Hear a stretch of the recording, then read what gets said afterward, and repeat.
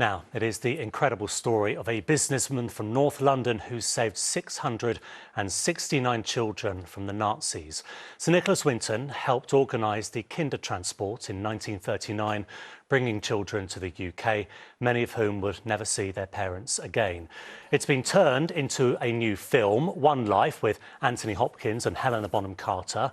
Well, one of the children saved by Sir Nicholas, John Fieldsend, joins me now. John, what did you make of the film? You've seen it, haven't you? Yes, I've seen it twice, actually. I think it's a wonderful film, really good.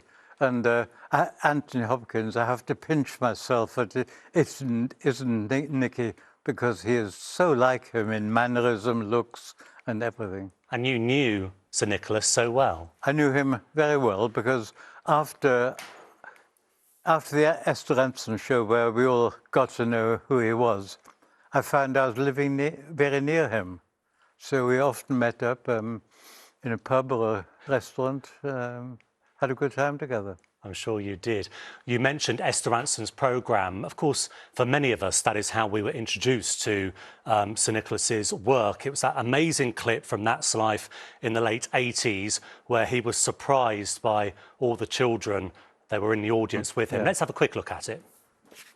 Can I ask, is there anyone in our audience tonight who owes their life to Nicholas Winton? If so, could you stand up, please?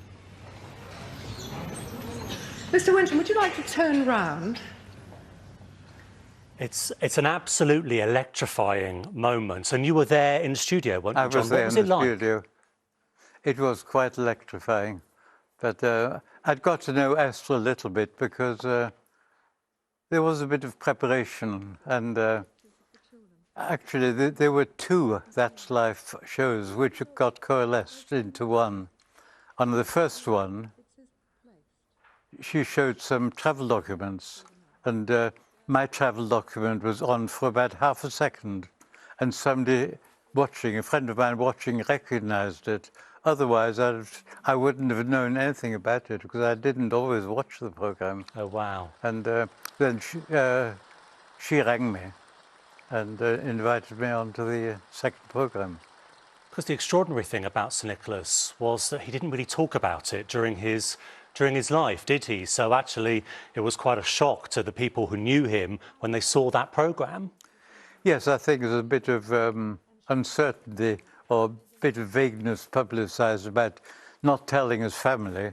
I think his family knew, but they just didn't bother. For Nicholas, the past is the past and forgotten. How do you think about your past? You came from Dresden, didn't you, in the 1930s? And that was at a time when Hitler was on the rise and you were hearing and feeling the anti-Semitism around you. Yes, it started in the school.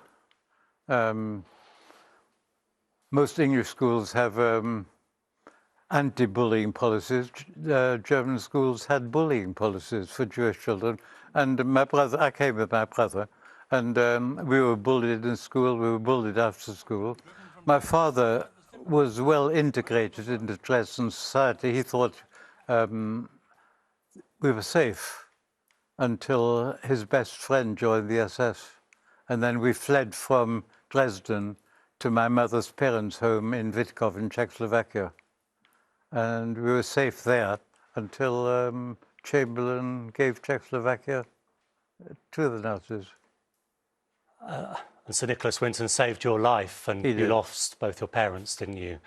I lost my parents and pretty well the whole of my family, 10, 12 people, in Auschwitz, Theresienstadt, Bergen-Belsen, Stutthof. John, it's a story we can never stop hearing, we should never stop hearing. And thank you so much for coming in to speak to us and about the new film, One Life. Thank you very much. Thank you.